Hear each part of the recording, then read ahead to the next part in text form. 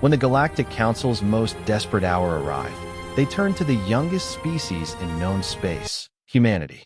What they expected was simple aid in their darkest moment. What they received would reshape the very foundation of intergalactic civilization forever. This is the story of how humanity's response to a cry for help became the greatest gift the galaxy had ever witnessed. A gift so profound that ancient species who had ruled for millennia would kneel before the wisdom of a race barely 3 centuries old among the stars. The universe was about to learn that when humans say, "we'll help," they don't just solve your problem. They transform your entire understanding of what's possible. The emergency beacon's crimson pulse cut through the void of space like a dying star's last cry. Admiral Zethkaler of the Galactic Council's Emergency Response Fleet stared at the holographic display with all 4 of his eyes, each one reflecting the same growing despair that had consumed him for the past 72 standard hours. "Status report," he commanded, his voice carrying the weight of authority that had commanded respect across 17 different star systems for over 2 centuries. Commander Yelandra, her crystalline form shifting colors from deep blue to worried purple, approached the central console. "The plague continues spreading through the Outer Rim territories, sir. We've lost contact with 14 more colonies in the past 6 hours. The Andromedans report their medical facilities are at maximum capacity, and the Centauri Federation has sealed their borders entirely." Zethkaler's mandibles clicked together in frustration. The Void Plague, as the scientists had named it, defied every conventional treatment method known to galactic medicine. It attacked the fundamental cellular structure of any carbon-based life form, regardless of species, homeworld, or evolutionary path. What made it truly terrifying was its intelligence. The plague adapted to every cure attempted, growing stronger with each failed treatment. The massive viewing screen displayed the current infection map. Red zones spread like spilled blood across once thriving sectors of the galaxy. Billions of lives hung in the balance, and the Council's most brilliant minds had admitted defeat after months of desperate research. "What about the research teams on Kepler Station?" Zethkaler asked, though he already suspected the answer. "Complete communication blackout as of 4 hours ago," Yelandra replied, her form now shifting to a somber gray. "We have to assume they've been compromised." The bridge fell silent except for the steady humming of the ship's systems. Every officer present understood the gravity of their situation. The Galactic Council had faced wars, natural disasters, and political upheavals throughout its 10,000-year history, but never had they confronted something that threatened to extinguish life itself on such a massive scale. "Sir," Lieutenant Mortex called from the communications station, his reptilian features creased with confusion. "I'm receiving a transmission from the Sol system. It's from the humans." A collective ripple of surprise moved through the bridge crew. Humanity had been members of the Galactic Council for less than 300 years, practically infants by galactic standards. While they had proven themselves capable in various endeavors, they were still considered a young species learning to navigate the complexities of interstellar civilization. "What do they want?" Zethkaler asked, expecting perhaps an offer to evacuate their own colonies or a request for protection. "They're offering assistance with the plague situation, sir." The Admiral's confusion was evident. "Assistance? What could they possibly offer that our greatest scientists haven't already attempted?" Mortex's scaled fingers danced across his console as he translated the human transmission. "They claim to have developed a potential solution. They're requesting permission to deploy their medical teams to affected areas and access to our research data." Yelandra's form flickered between colors as she processed this information. "With respect, Admiral, what could the humans possibly understand about galactic medicine that we don't? Their species has barely mastered faster-than-light travel." Zethkaler found himself considering the offer despite his initial skepticism. The situation was desperate enough that even unlikely solutions deserved consideration. The humans had surprised the galactic community before with their unconventional approaches to problems. "Establish a secure channel," he ordered. "I want to speak with their representative directly." The main screen flickered and resolved into the image of a human woman wearing what appeared to be some kind of medical uniform. Her dark hair was pulled back in a practical manner, and her brown eyes held a determination that reminded Zethkaler of seasoned warriors. "Admiral Zethkaler." The human spoke, her words automatically translated by the ship's systems. I'm Dr. Sarah Chun, Director of Humanity's Emergency Response Medical Division. We've been monitoring the plague situation and believe we can help. Dr. Chun, Zeth Kaler replied, struggling to keep the doubt from his voice. While we appreciate any offer of assistance, I must ask what your species believes it can accomplish where our most advanced civilizations have failed. Dr. Chin's expression didn't waver. Admiral, sometimes fresh perspectives and different approaches can reveal solutions that established methods miss. We're not suggesting our medicine is superior to yours. We're proposing a collaborative effort using techniques that might not have been considered. What kind of techniques? We call it adaptive symbiotic therapy. Instead of trying to destroy or cure the plague, we've developed a method to work with it, to redirect its adaptive capabilities toward beneficial rather than harmful functions. Commander Yilandra stepped closer to the screen. That's theoretically impossible. The plague's adaptation mechanism is purely destructive. Dr. Chin nodded respectfully. That's been the assumption, yes. But our research suggests that the plague's adaptive nature could be reprogrammed if approached correctly. We've developed a treatment protocol that essentially teaches the plague to repair cellular damage instead of causing it. The concept was so revolutionary that it took several moments for the bridge crew to process. Zeth Kaler had overseen thousands of military operations and emergency responses, but he'd never encountered such an unconventional approach to a medical crisis. Dr. Chun, even if such a treatment were possible, testing it would require extensive trials. We don't have time for proper research protocols. We understand the urgency, Admiral. Our teams have been working around the clock for the past month developing this solution. We've conducted extensive computer simulations and are prepared to begin implementation immediately. The weight of command had never felt heavier on Zeth Kaler's shoulders. Accepting help from humanity meant admitting that the established galactic powers couldn't solve their own crisis. But, with billions of lives at stake, pride seemed like a luxury the galaxy couldn't afford. What would you need from us? He asked finally. Access to affected areas, coordination with your medical facilities, and permission to implement our treatment protocol. We have 12 medical ships standing by with full crews and equipment. 12 ships. Zeth Kaler commanded a fleet of over 300 vessels, and they had been unable to make meaningful progress against the plague. Yet something in the human doctor's tone suggested absolute confidence in their approach. Dr. Chun, I want you to understand the magnitude of what you're proposing. If your treatment fails, or worse, if it somehow accelerates the plague's spread, you would be responsible for the deaths of potentially trillions of beings. We understand the risks, Admiral, but we also understand that doing nothing guarantees those deaths anyway. Sometimes the greatest act of compassion is taking calculated risks to save lives. Yilandra moved closer to Zeth Kaler and spoke in a low tone that wouldn't be picked up by the transmission. Sir, this is highly irregular. Protocol demands that any new treatment be approved by the Council Medical Board.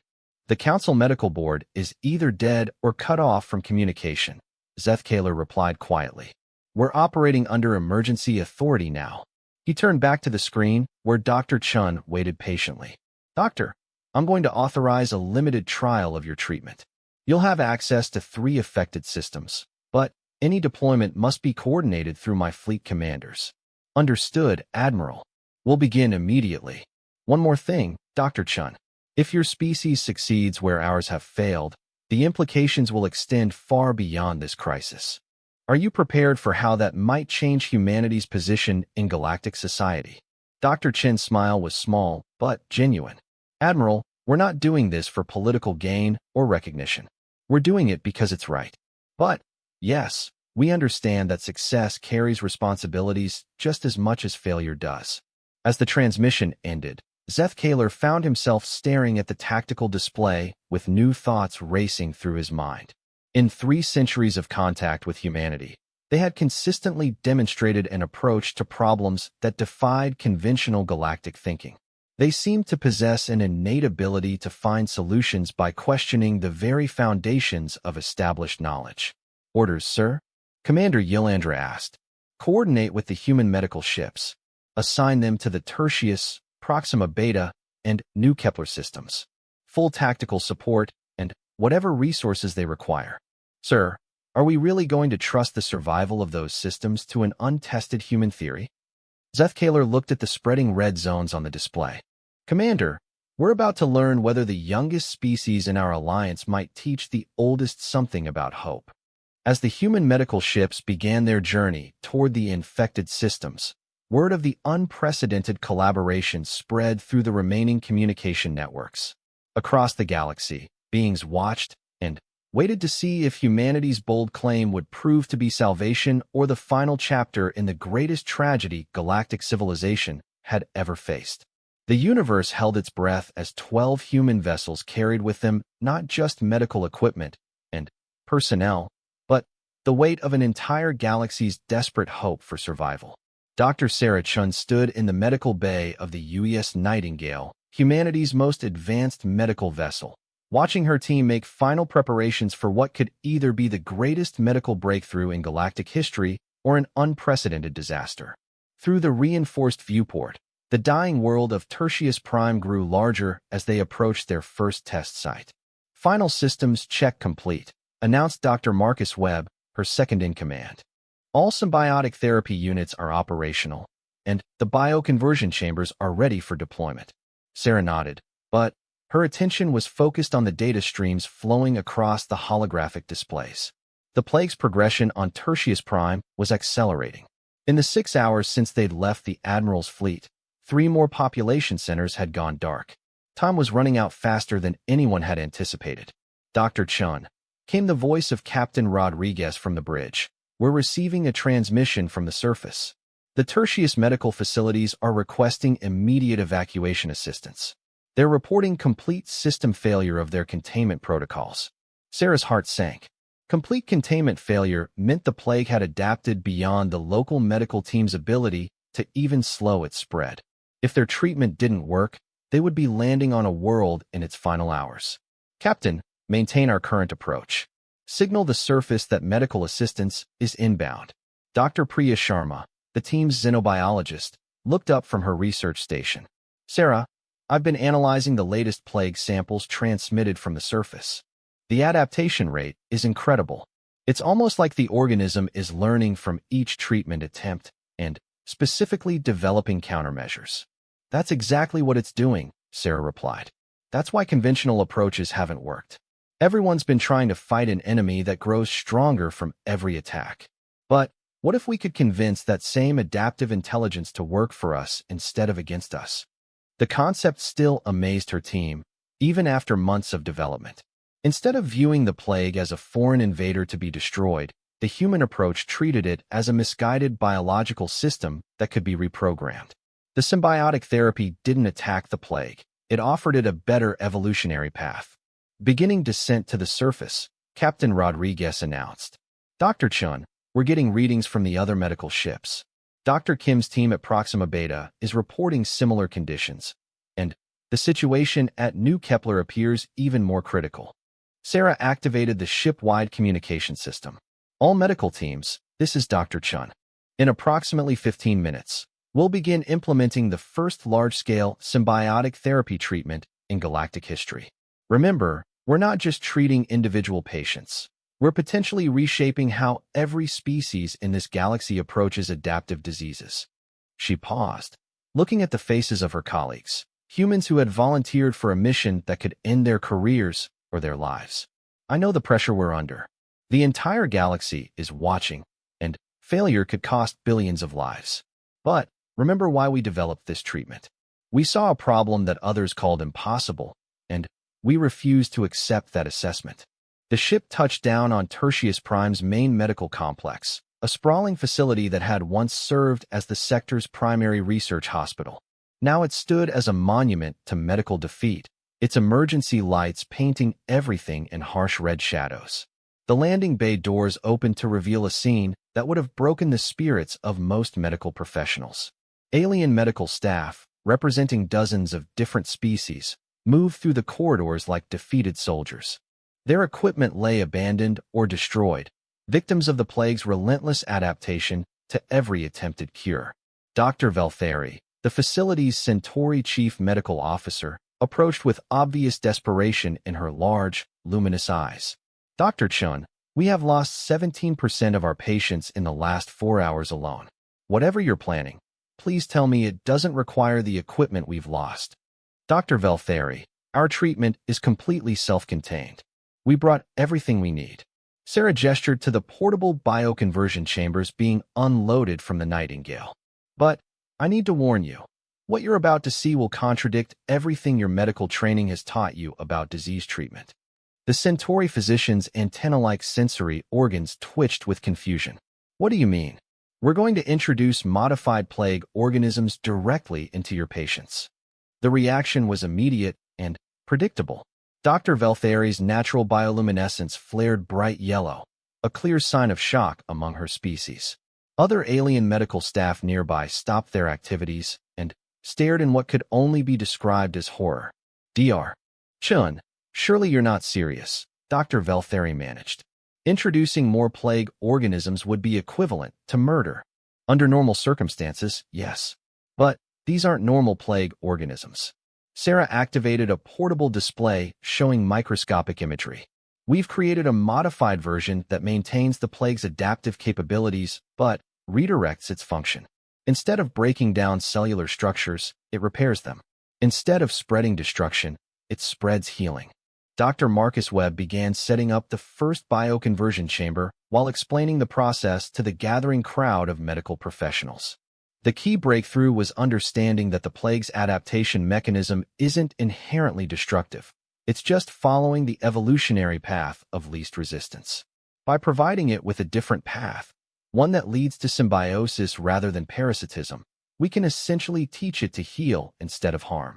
The chamber itself was a marvel of human engineering, incorporating biotechnology that pushed the boundaries of current scientific understanding. It looked deceptively simple, a clear cylindrical container surrounded by complex monitoring and adjustment systems. We'd like to begin with your most critical patients, Sarah said to Dr. Veltheri. The ones where conventional treatment has completely failed. All of our patients fall into that category, came the grim reply. The first patient was a young Andromedian whose crystalline body structure was being systematically dissolved by the plague. Traditional Andromedian medicine relied on harmonic resonance therapy, but the plague had adapted to neutralize those frequencies within hours of treatment. As they moved the patient into the bioconversion chamber, Sarah explained the process to the gathered medical staff. The modified plague organisms will be introduced gradually. Initially, there will be an increase in activity as the two plague variants interact. This might look like the condition is worsening, but it's actually the adaptive mechanism learning new behaviors. Dr. Veltheri monitored the patient's vital signs while Sarah initiated the treatment protocol. I'm seeing cellular activity increase. Dr. Chun, the plague markers are multiplying exponentially. That's expected. The organisms are communicating with each other, sharing adaptive information. In about 3 minutes, you should see the trend reverse. The tension in the room was palpable. Representatives from dozens of species watched as humanity attempted something that challenged fundamental medical principles. If this failed, it wouldn't just mean the loss of one patient. It would likely mean the end of hope for billions across the galaxy. 2 minutes, Marcus announced, monitoring the biological readings. The patient's condition appeared to worsen. The dissolution rate of their crystalline structure increased, and several alarm indicators activated on the monitoring equipment. Dr. Veltheri's bioluminescence shifted to deep red, a color associated with extreme stress in her species. Dr. Chun, perhaps we should abort the procedure, she suggested. Wait, Sarah replied, watching her own monitors. The adaptive markers are beginning to shift. The modified organisms are taking hold. At exactly the 3-minute mark, the readings began to change. The destructive activity slowed, then stopped. Then, impossibly, it reversed. The patient's crystalline body structure began regenerating at a rate that defied medical understanding. How is this possible? Dr. Veltheri whispered. The plague organisms are now working to repair cellular damage instead of causing it, Sarah explained. They're using their adaptive capabilities to optimize healing rather than destruction. The patient's body is essentially being rebuilt by the same mechanism that was destroying it.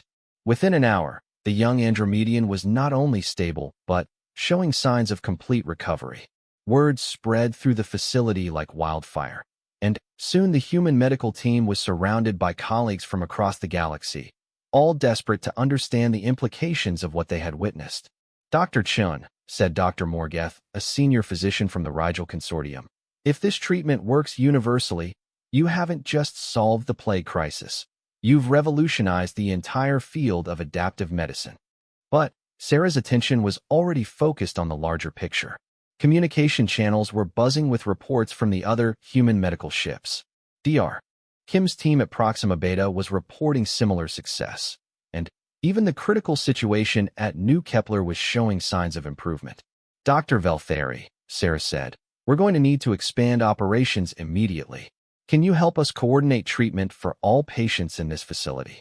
The Centauri physician's bioluminescence had shifted to a warm golden color, the equivalent of joy and amazement in her species. "Dr. Chun, it would be my honor to assist in any way possible." As more bioconversion chambers were deployed throughout the facility, Sarah found herself thinking about the broader implications of their success. Humanity had approached an impossible problem with a solution that others had never considered, not because they were more intelligent or advanced, but because they were willing to question fundamental assumptions about the nature of disease itself. The communication system crackled to life with Admiral Zethkaler's voice. "Dr. Chen, we're receiving reports of success from all 3 test sites. I must admit, I'm having difficulty believing what my own medical officers are telling me. Admiral, the treatment is working beyond our most optimistic projections. We're ready to begin large-scale deployment. Doctor, what you've accomplished in the past few hours will change everything.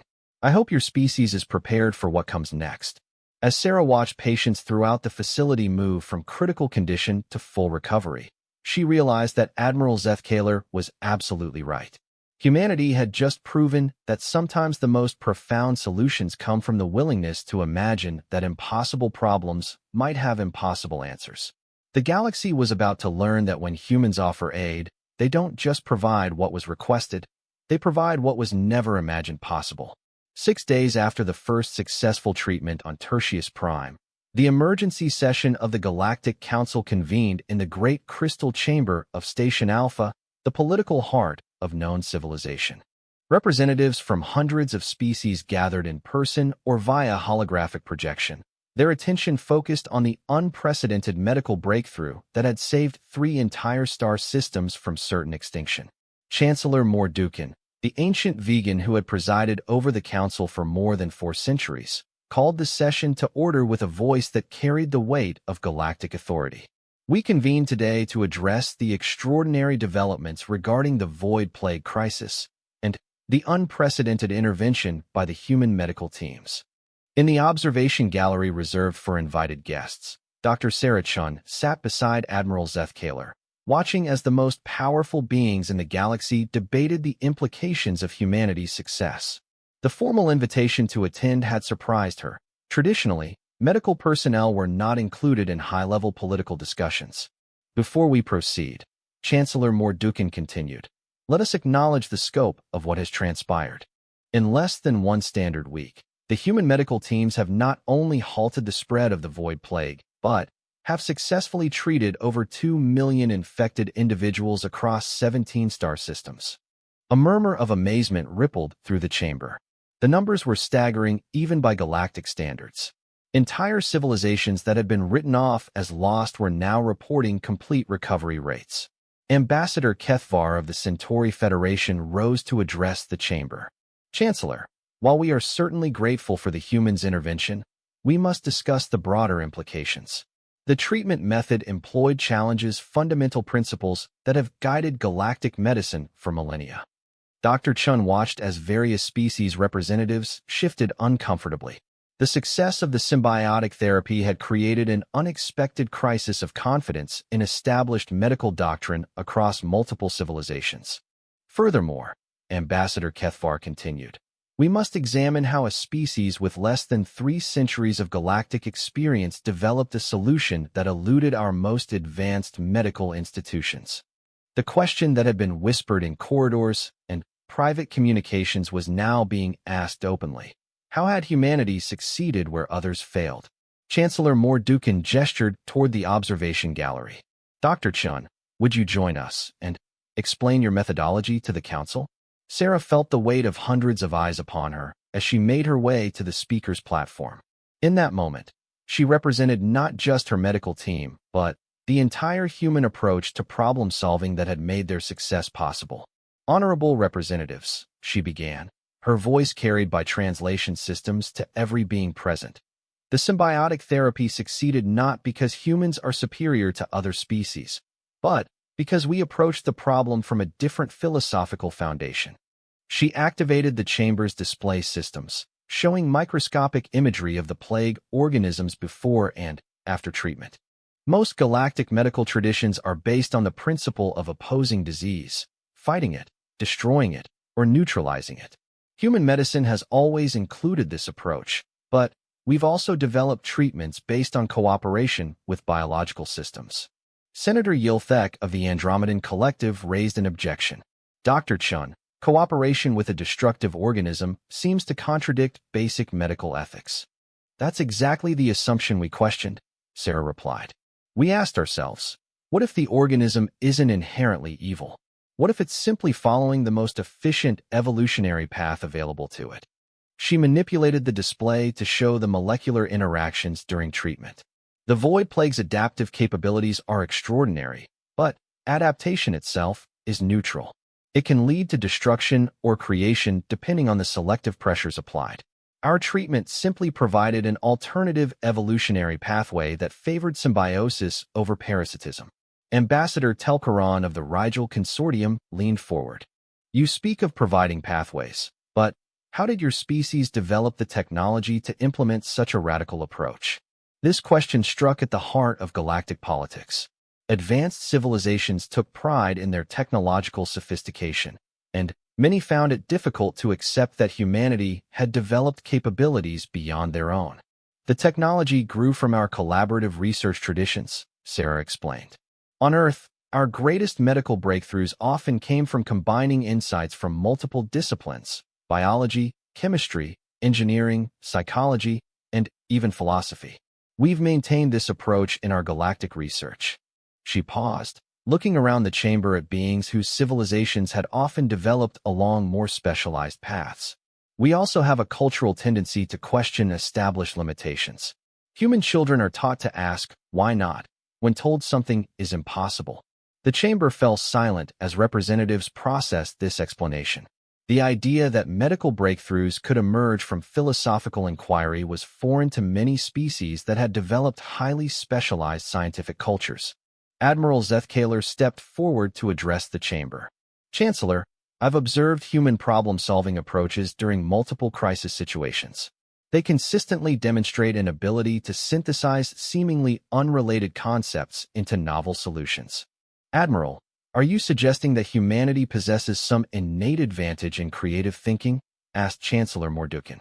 Not an innate advantage, but perhaps a cultural one. Human society seems to encourage intellectual risk-taking and interdisciplinary thinking in ways that more established civilizations have moved away from. Dr. Chun seized the opportunity to explain further. Our success with the plague wasn't just about medical technology. It required us to completely reimagine what disease itself means. That kind of paradigm shift often comes easier to a species that hasn't yet become deeply invested in existing frameworks. Representative Dalmoth of the Tau Ceti Alliance spoke up. Dr. Chun, your explanation suggests that humanity's relative youth as a galactic species provided an advantage. How do you respond to concerns that this sets a dangerous precedent for dismissing established knowledge? We're not dismissing established knowledge. We're building upon it, Sarah replied firmly. Every successful treatment required deep understanding of galactic medicine, xenobiology, and cellular mechanics. The innovation was in how we applied that knowledge, not in ignoring it. The debate continued for hours, with representatives wrestling with the implications of humanity's success. Some argued for immediate adoption of human medical techniques, while others worried about abandoning proven traditions. A few suggested that humanity should take a larger role in galactic medical research, while others expressed concerns about relying too heavily on such a young species. During a recess, Admiral Zethkaler approached Dr. Chen privately. Doctor, you should understand that today's discussion goes far beyond medical policy. Your success has challenged fundamental assumptions about the relationship between experience and innovation in galactic society. I realize that, Admiral. But we never intended to create a political crisis. We simply saw people suffering and believed we could help. That's exactly what makes this situation so remarkable, the Admiral replied. Most species offer aid within the constraints of established methods. Humanity offered aid beyond those constraints. When the session reconvened, Chancellor Mordukin announced the Council's decision. The Galactic Council formally acknowledges the extraordinary contribution of humanity's medical teams in resolving the void plague crisis. Furthermore, we are establishing the Collaborative Medical Initiative, with human representatives playing a leading role in developing new approaches to adaptive disease treatment. The announcement sent ripples of surprise through the chamber. It was unprecedented for such a young species to be granted leadership roles in galactic institutions. Additionally, the Chancellor continued, we are implementing new protocols for crisis response that explicitly include consultation with civilizations that may offer unconventional perspectives. Dr. Chen realized that the implications extended far beyond medicine. The Council was acknowledging that innovation could come from unexpected sources, and that diversity of thought was a galactic resource that had been underutilized. As the session concluded, Ambassador Kethvar approached Dr. Chen. Doctor, I must admit that my initial skepticism was misplaced. Your species has taught us something valuable about the relationship between humility and innovation. How so, Ambassador? You approached an impossible problem with the assumption that there might be a solution we hadn't considered. Most established civilizations approach problems with the assumption that if we haven't solved it, it probably can't be solved. Walking back to the medical wing with Admiral Zethkaler, Dr. Chen reflected on the day's events. Admiral, I'm concerned about the expectations this creates. Humanity can't solve every galactic crisis. Perhaps not, he replied. But you've shown that looking at problems differently can reveal possibilities that experience alone might miss. That's a gift that extends far beyond medicine. As news of the Council session spread across the galaxy, something fundamental shifted in how civilizations viewed the relationship between experience and innovation. The youngest species in the galactic community had demonstrated that fresh perspectives could illuminate solutions that millennia of expertise had missed. But more than that, humanity had shown that true aid wasn't just about providing what was asked for. It was about providing what was truly needed, even when that need hadn't been recognized yet. The galaxy was beginning to understand that when humans offered help, they brought not just solutions, but new ways of thinking about what solutions were possible. 3 months after the void plague crisis ended, Dr. Sarah Chun found herself aboard the research station Harmony, a joint human galactic facility established in orbit around the neutral world of Kepler Prime. The station represented something unprecedented in galactic history, a collaborative research center designed to foster the kind of interdisciplinary thinking that had made the plague solution possible. The irony wasn't lost on her that humanity's greatest contribution to galactic civilization might not be the medical breakthrough itself, but the approach to thinking that made such breakthroughs achievable.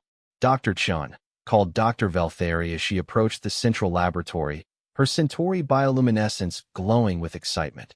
You need to see what the joint research teams have discovered. Sarah followed her colleague to a massive holographic display showing research data from across the galaxy. In the 3 months since the establishment of the Collaborative Medical Initiative, mixed species research teams had been applying human-style interdisciplinary approaches to dozens of previously unsolvable problems. The results are extraordinary, Dr. Veltheri explained, her antenna-like sensory organs practically vibrating with enthusiasm. The Andromedan human team on Station Beta has developed a treatment for the crystalline degradation disease that has plagued their species for centuries. The Rigel-Human Partnership has created new approaches to neural regeneration that work across multiple species types. Sarah studied the data streams with growing amazement. Each success followed the same pattern. Teams that combined traditional galactic expertise with human-style questioning of fundamental assumptions achieved breakthroughs that neither group could have reached alone. But there's something even more remarkable. Dr. Veltheri continued, activating another display. The non-medical applications. The new hologram showed reports from research teams across various fields. Engineering teams had developed faster-than-light communication methods by questioning the assumed limitations of subspace physics. Agricultural specialists had created food production systems that increased yields by treating soil ecosystems as collaborative partners rather than resources to be exploited. Even military strategists had developed conflict resolution protocols based on finding win-win solutions rather than zero-sum victories. It's like the entire galaxy is learning to think differently, Sarah mused. More than that, came a familiar voice from behind them. Admiral Zethkaler approached, his four eyes reflecting a mixture of admiration and concern. Dr. Chun, what your species introduced wasn't just a medical technique, it was a cognitive revolution. Sarah turned to face the Admiral, noting the slight tension in his posture. Is that causing problems? Both problems and opportunities, he replied honestly. The successes have been remarkable, but change on this scale inevitably creates instability. Some of the older civilizations are struggling to adapt to approaches that contradict millennia of established practice. Dr. Veltheri's bioluminescence shifted to a more subdued blue. There have been political complications. Several conservative factions within the Council are arguing that the rapid adoption of human-influenced methodologies threatens traditional knowledge systems. Sarah had expected this reaction. Revolutionary changes in thinking rarely occurred without resistance from established institutions. Are there specific concerns we should address? Admiral Zethkaler activated a diplomatic communication channel. You might want to hear this directly. We're receiving a transmission from Ambassador Kethvar. The familiar figure of the Centauri Federation representative appeared on the holographic display, but his usual composed demeanor was replaced by obvious stress. Admiral, Dr. Chun, we have a situation developing that requires immediate attention. What kind of situation? Sarah asked. A group of traditionalist factions from multiple species has formed what they're calling the Preservation Alliance. They're arguing that the rapid adoption of human methodologies is destabilizing galactic civilization and demanding a return to established practices. Sarah felt a chill of concern. Political resistance to scientific innovation was nothing new, but in a galaxy where dozens of species were involved, such movements could quickly escalate into something much more serious. Furthermore, Ambassador Kethvar continued, they're specifically targeting human research personnel and calling for the suspension of the collaborative medical initiative. The implications hit Sarah immediately. The success that had saved billions of lives was now being portrayed as a threat to galactic stability. Ambassador, what exactly are they proposing? They want humans to withdraw from leadership roles in galactic research and limit their contributions to supporting functions only. They argue that your species' influence is too disruptive to traditional knowledge systems. Admiral Zethkaler's mandibles clicked in frustration. This is exactly the kind of political short-sightedness that prevented us from solving the plague crisis in the first place. Sarah found herself facing a dilemma she had never anticipated. The very success of their collaborative approach had created a backlash that threatened to undo all the progress they had achieved. Dr. Chun, Dr. Veltheri said quietly, there's something else you should know. Many of us who have worked directly with human teams are being pressured by our own governments to distance ourselves from collaborative projects. The personal cost of the political crisis became clear to Sarah. Colleagues who had embraced new approaches to research were now facing pressure from their own species to conform to traditional methods. I won't abandon the work we've started, Dr. Veltheri continued, her bioluminescence shifting to determined gold. But I wanted you to understand the pressure we're all facing. Admiral Zethkaler stepped closer to the communication display. Ambassador Kethvar, what's the timeline on this political movement? The Preservation Alliance is calling for a formal vote in the Galactic Council within the next 2 weeks. If they succeed, it could undo 3 months of unprecedented scientific progress. Sarah spent several minutes processing the information. The situation was more complex than a simple political disagreement. It represented a fundamental conflict between innovation and tradition that could determine the future direction of galactic civilization. Ambassador, Sarah said finally, would it be possible for me to address the Preservation Alliance directly? Perhaps if they understood the collaborative nature of our approach, they might be more receptive. Dr. Chun, these aren't reasonable people looking for dialogue. They view human influence as an existential threat to their civilization's identity. Sarah looked around at her colleagues, beings from across the galaxy who had embraced new ways of thinking and achieved remarkable results. The idea of abandoning their work because of political pressure felt like a betrayal of everything they had accomplished. "Admiral, I have a proposal," she said. "Instead of defending human involvement in galactic research, what if we demonstrated the universal applicability of collaborative thinking?" "What do you mean?" "What if we could show that the breakthrough approach isn't uniquely human at all, but rather a method that any species can adopt? What if we could prove that diversity of thought is a galactic resource, not a human export?" Dr. Veltheri's bioluminescence brightened with understanding. "You're suggesting that we frame this as rediscovering universal principles rather than adopting human methods." "Exactly. The collaborative approach to problem-solving isn't something humans invented. It's something we happen to preserve in our cultural development. But any species can develop these same capabilities." Admiral Zethkaler considered the proposal. "It's a risky strategy, Dr. Chun. You'd essentially be arguing that your species' greatest contribution to galactic civilization is teaching others to think in ways they already had the capacity for." "That's exactly what I'm arguing," Sarah replied. "The real gift isn't the specific solutions we've developed. It's the reminder that impossible problems often have possible solutions if we're willing to question our assumptions about what's impossible." The communication channel crackled as Ambassador Kethvar processed the proposal. "Dr. Chun, if you could convince the Preservation Alliance that collaborative thinking is a universal capability rather than a human innovation, it might defuse the political crisis. But it would also mean stepping back from the leadership role your species has been granted." Sarah looked around at the research station that represented everything they had built together. The work was more important than recognition, and the relationships they had formed transcended politics. "Ambassador, schedule the presentation. If stepping back from leadership means that the work continues and the collaborative relationships survive, then that's what we need to do." As the transmission ended, Dr. Veltheri approached Sarah with a mixture of admiration and concern. "Are you sure about this approach? You're essentially giving away credit for humanity's greatest achievement." "We're not giving away anything," Sarah replied. "We're sharing something. There's a difference." Admiral Zethkaler nodded slowly. "Dr. Chun, your species continues to surprise me. Most civilizations would fight to protect their advantage. You're choosing to share yours." "Admiral, the goal was never to gain an advantage. The goal was to help. If helping means showing others that they have the same capabilities we do, then that's the best possible outcome." As Sarah prepared for what might be the most important presentation of her life, she realized that humanity was about to face its greatest test, proving that their approach to collaboration could survive even when it meant collaborating themselves out of a position of special status.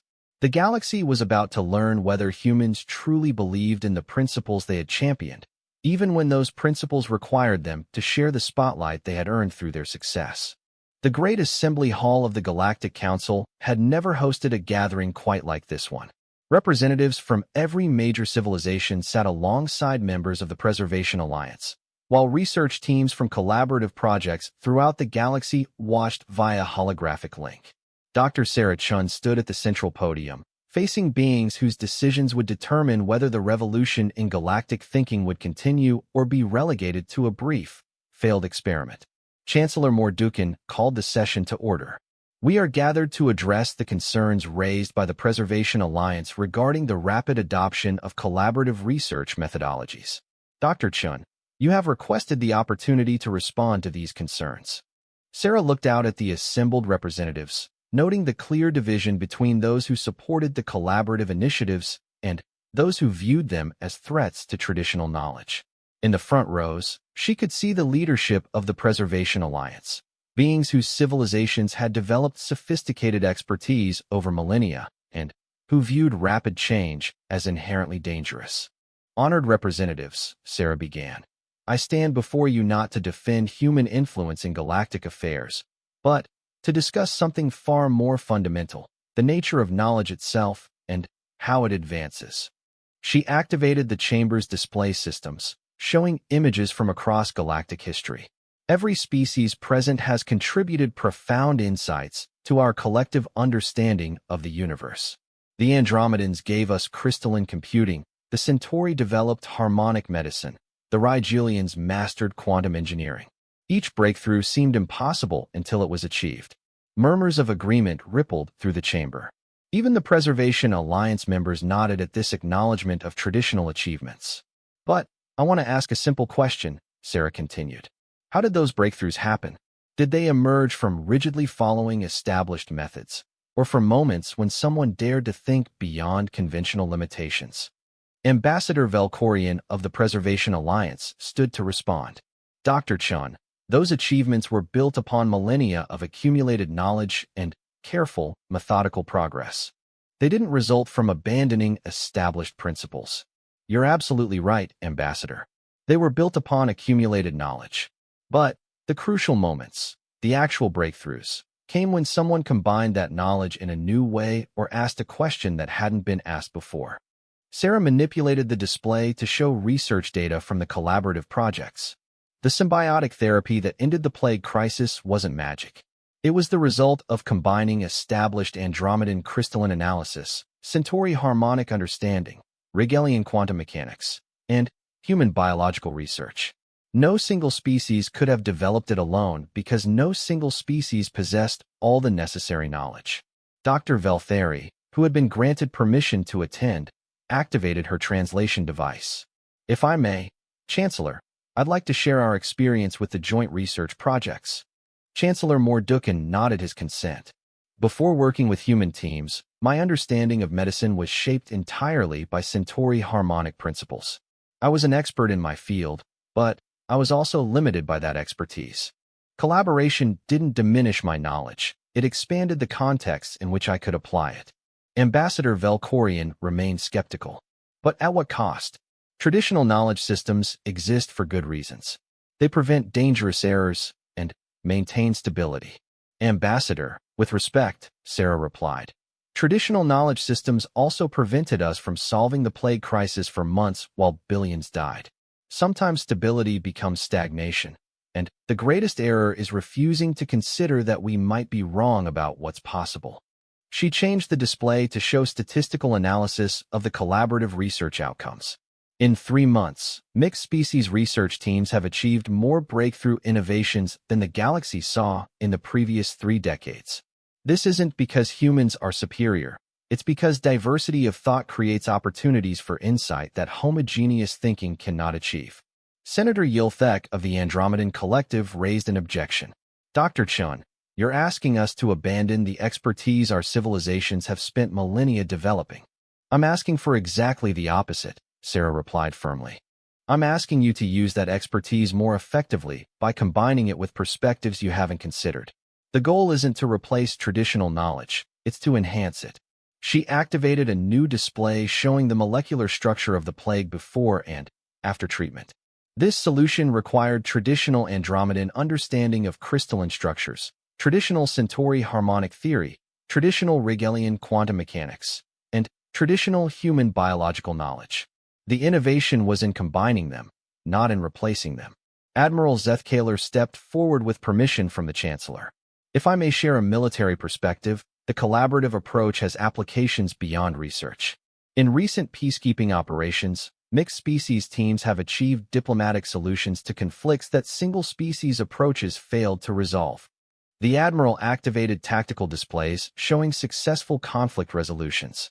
The key insight is that different species often perceive different aspects of complex problems. By combining those perceptions, we develop more complete understanding and more effective solutions. Chancellor Mordukin leaned forward with obvious interest. Admiral, are you suggesting that collaboration provides strategic advantages in addition to research benefits? Absolutely, Chancellor. In fact, I would argue that the galaxy's greatest security threat isn't any external enemy.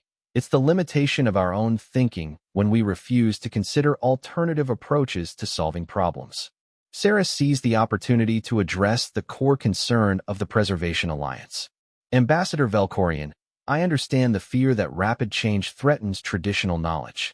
But what if I could show you that collaborative thinking actually preserves and strengthens traditional knowledge by expanding its applications?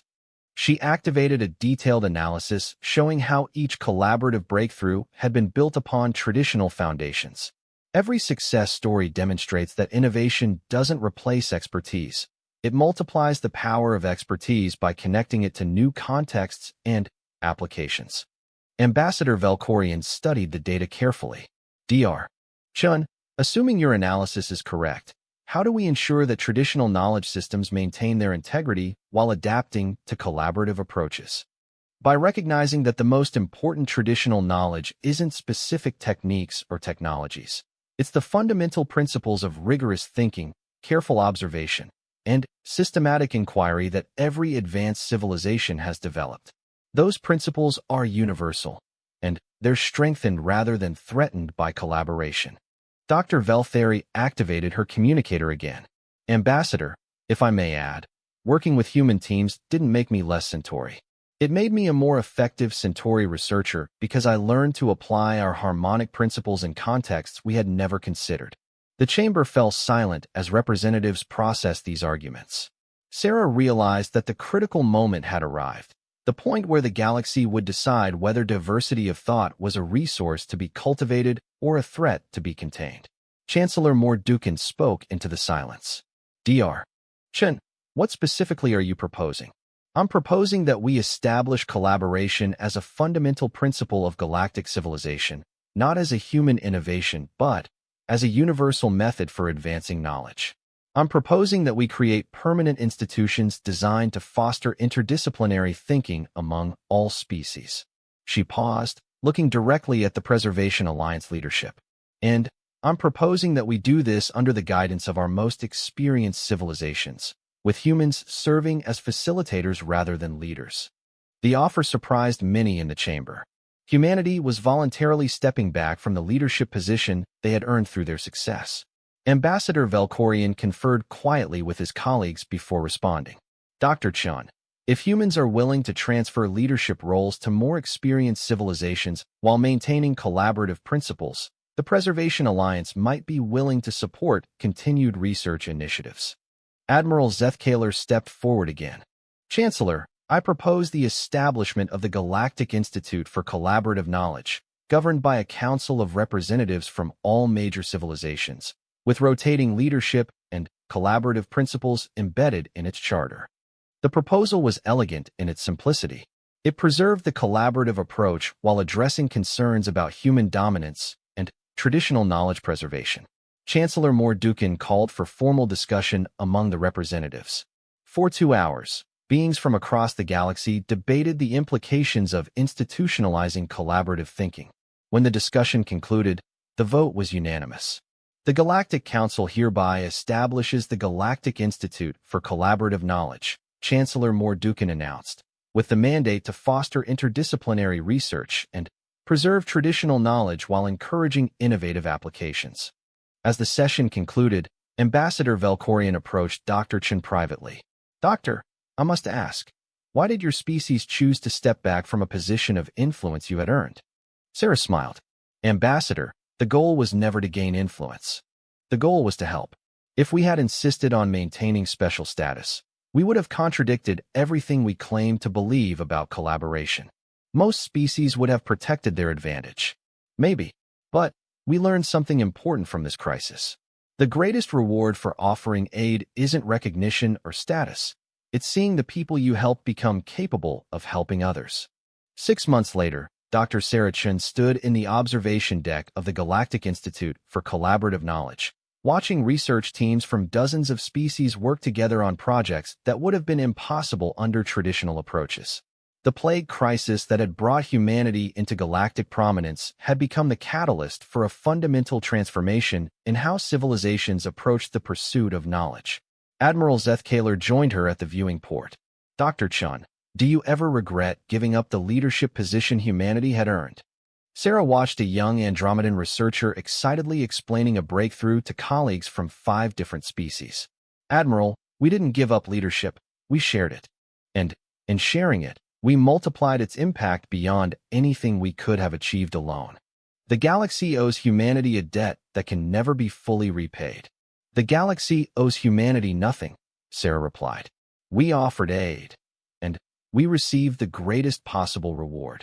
The knowledge that our offer had helped create something bigger than any of us could have imagined. As ships from across the galaxy arrived at the Institute carrying new researchers and new possibilities, Sarah reflected on the journey that had brought them to this point. Humanity had offered aid during a crisis and discovered that the greatest gift they could give wasn't a solution to a specific problem, but a new way of thinking about what solutions were possible. The galaxy had learned that when humans said, "We'll help," they meant something far more profound than anyone had imagined. They meant, "We'll help you become more than you thought possible." And, in the end, that was a reward beyond belief.